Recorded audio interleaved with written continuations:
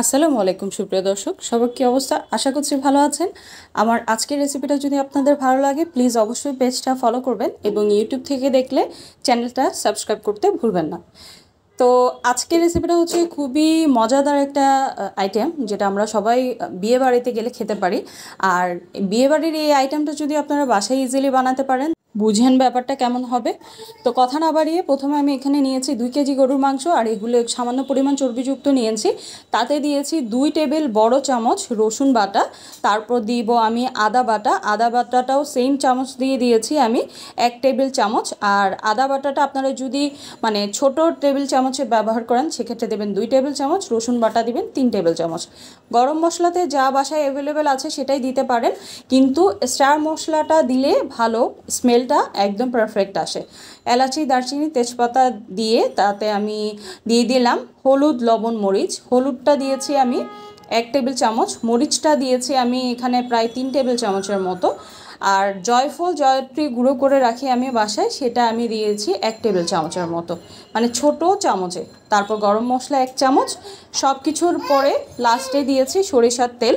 আর এখানে আমি প্রথমে দইটা দিতে ভুলে গিয়েছিলাম, পরবর্তীতে আমি দইটাও অ্যাড করে নিয়েছি। দইটা দেওয়া হয়ে গেলে সবগুলো ভালো করে ম্যারিনেট করে মাংসটা আমি রেস্টে রেখে দেবো 1 ঘন্টার জন্য। আপনার হাতে যদি সময় কম থাকে সেক্ষেত্রে আধা ঘন্টার মতো রেস্টে রাখতে পারেন। এই যে আমি লাস্টের দিকে দইটা অ্যাড করেছি, দইটা ভালো করে পানিটা ঝরিয়ে একদম ফেটিয়ে নিতে হবে, তারপর দইটা ব্যবহার করবেন।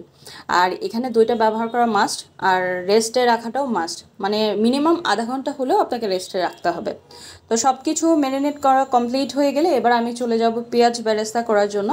আর বেরেস্তার ক্ষেত্রে বলে রাখি, একটু আপনাদের যদি আগে থেকে করে বেরেস্তাটা রেডি করা থাকে সেক্ষেত্রে এই প্রসেসটা স্কিপ করবেন।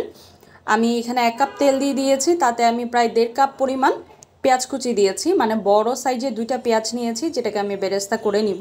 বেরেস্তা করা হয়ে গেলে পেঁয়াজগুলো তুলে এই তেলটাতেই আমরা মাংসটা রান্না করব। আর বেরেস্তাগুলো তুলে নেওয়ার কারণটা হচ্ছে এটা বাকি প্রসেসগুলোতে ব্যবহার করা হবে। তো বেরেস্তাটার এখন কাজ নেই, তুলে এক সাইডে রেখে দিলাম। এবার তেলটা গরম থাকা অবস্থায় আমি গরু মাংসটা দিয়ে দিব, যেটা ম্যারিনেট করে 1 ঘন্টার জন্য রেস্টে রেখেছিলাম।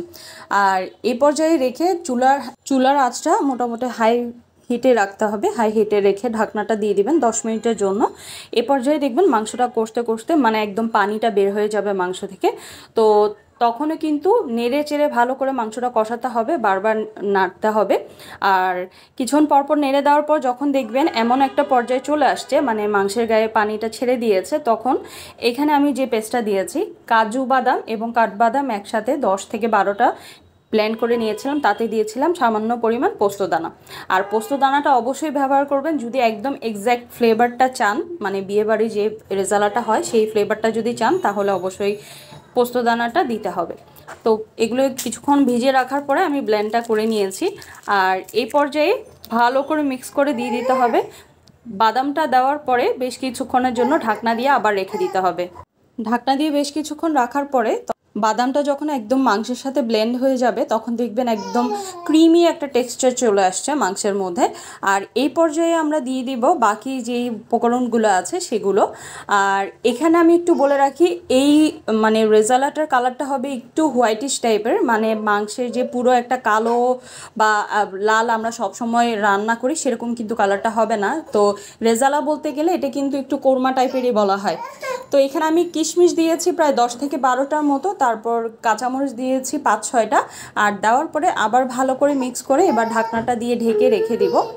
এবার ভালো করে মাংসটা যখন কষানো হয়ে গেছে, আমি এখানে গুঁড়ো দুধ 4 টেবিল চামচ পরিমাণ তাতে গরম পানি দিয়ে ভালো করে ব্লেন্ড করে নিয়েছি, মিক্সচারটা যেন ডিরেক্টলি আপনারা মাংসের মধ্যে না দেন, ঠিক আছে? তো দুধটা দেওয়ার পর কিছুক্ষণের জন্য ওয়েট করতে হবে, যখন একদম গাঢ় হয়ে যাবে এমন পর্যায়ে চুলা থেকে নামিয়ে নেবেন। আর নামানোর আগে অবশ্যই কেওড়া জল এবং গোলাপ জল 1 চামচ করে ব্যবহার করবেন। সাথে যে পেঁয়াজগুলো বেরেস্তা করে রেখেছিলাম সেগুলো দিয়ে দেবেন। দেখুন কালারটা কত সুন্দর আসছে মাশাল্লাহ। আর এটা রোদের আলোর জন্য কালারটা একটু বেশি রেড টাইপের লাগছে, বাট এক্স্যাক্টলি রেড আসেনি, এই কালারটা হচ্ছে একদম হোয়াইট টাইপের ছিল। তো এই তো ছিল ওভারঅল রেসিপি, একদম ইন ডিটেলস আপনাদের সাথে শেয়ার করেছি যতটুকু সম্ভব। আশা করি ভালো লাগবে।